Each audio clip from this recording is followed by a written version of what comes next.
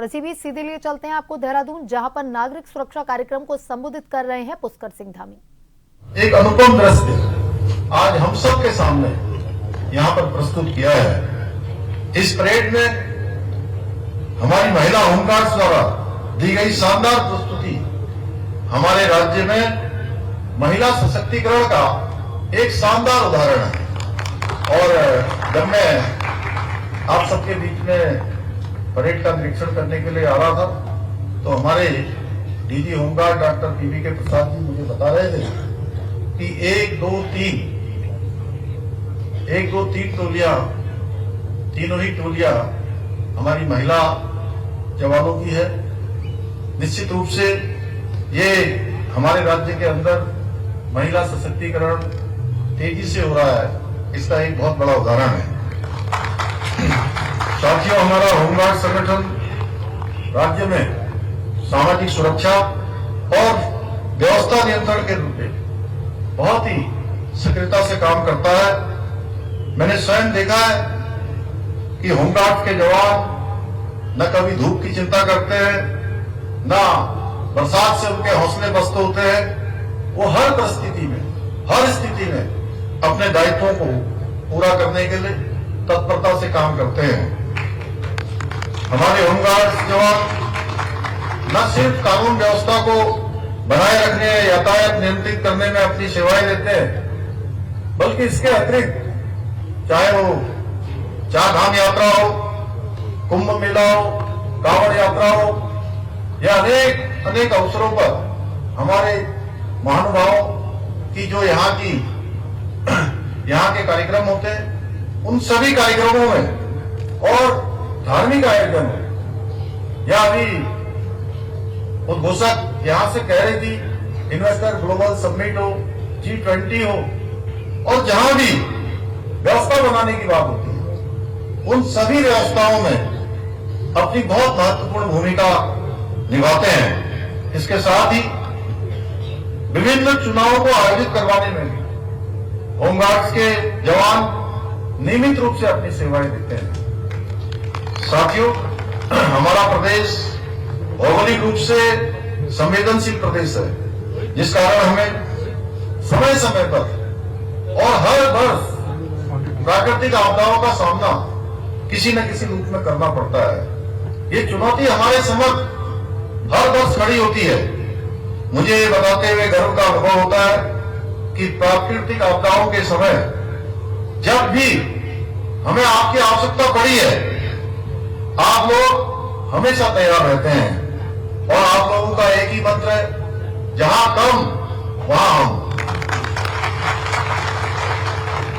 देश की सेवा एवं देशवासियों की रक्षा करने में जहां भी कोई कमी रह जाती है, वहां आप लोग तत्काल मोर्चा संभालते हैं, तत्काल उन आवश्यकताओं की पूर्ति करते हैं जिनकी आवश्यकता होती है।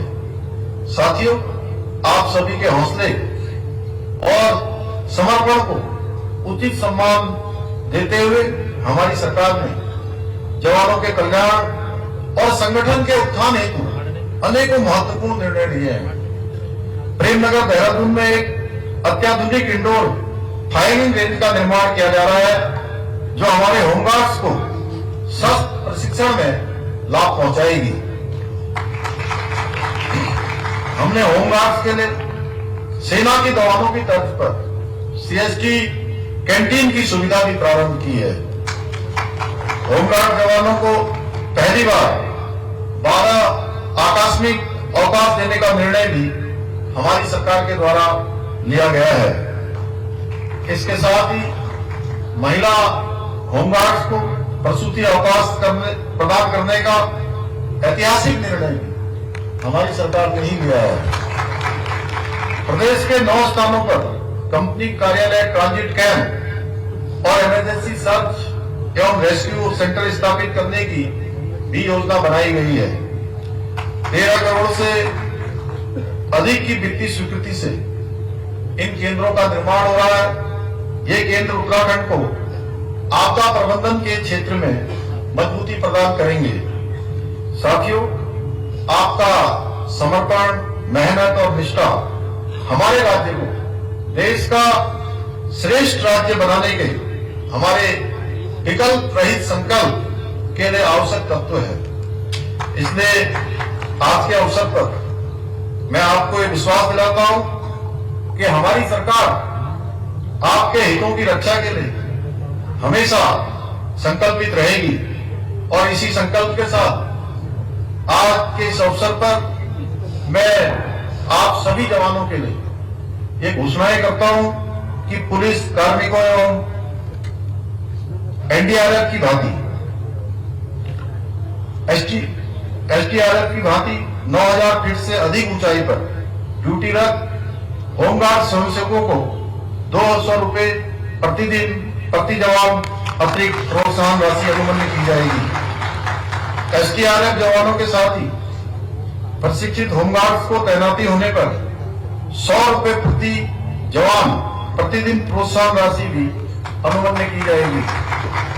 होमगार्ड्स विभाग के राजपत्रित एवं अराजपत्रित अधिकारियों एवं कर्मचारियों को प्रत्येक 3 वर्ष में दिए जाने वाले वर्दी भत्ता को प्रतिवर्ष किया जाएगा। 60 वर्ष की अधिवस्था आयु पूर्ण करने वाले प्रत्येक होमगार्ड्स को होमगार्ड्स कल्याण कोष से दी जाने वाली अनुग्रह राशि में 50,000 रुपए की बढ़ोतरी की जाएगी। मुझे पूरा विश्वास है कि ये सभी घोषणाएं निश्चित रूप से हमारे होमगार्ड्स भाई बहनों के लिए लाभकारी सिद्ध होंगी तथा प्रदेश और देश सेवा के प्रति आपके समर्पण को और अधिक मजबूती प्रदान करेंगी। इसी विश्वास के साथ आप सभी को पुनः होमगार्ड स्थापना दिवस की हार्दिक बधाई देते हुए, आप सबको शुभकामनाएं देते हुए, आप सबके उज्जवल भविष्य की कामना करते हुए मैं अपनी बात समाप्त करता हूं। बहुत बहुत धन्यवाद। जय हिंद, जय भारत।